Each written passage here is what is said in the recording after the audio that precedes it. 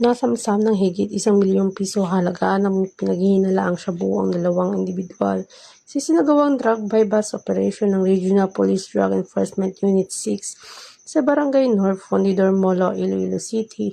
Ito lang ika-13 ng Enero taong kasalukuyan. Pinangunahan ng Regional Drug Enforcement Unit 6 sa ilalim ng supervisyon ni Police Major Marvin Villanueva, Deputy Chief. Ayon sa kanya, halos 1 buwan ang isinagawang monitoring ng mga pulis sa subject. Kinilala ang mga subject na si alias Ace, 40 anyos, isang high-value individual, residente ng Barangay North, Fundidor Molo, at alias Glo, 36 anyos, isa din na high-value individual at residente ng Barangay Boulevard, Molo, Iloilo City. Ayon kay Police Major Villanueva, dati nang naresto si alias Ace sa kasong may kinalaman sa illegal na droga.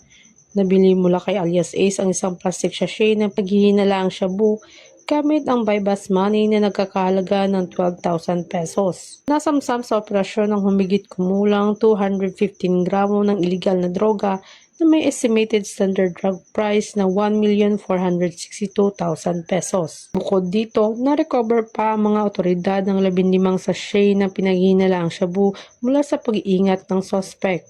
Kasalukuyan nakakulong ang mga naresto sa Iloilo City Police Station 4 para sa tamang disposisyon at sasampahan ng kaso sa paglabag sa RA 9165 o ang Comprehensive Dangerous Drugs Act 2002. Lalong papaitingin pa ng Philippine National Police ang kampanya laban sa illegal na droga upang mapanatili ang katahimikan at kaayusan sa buong lalawigan ng Western Visayas. Mula dito sa Police Regional Office 6, ako ang Police News Network Correspondent Patrolwoman Raiza Valencia, alagad ng batas, tagataguyod ng Balitang Pulis.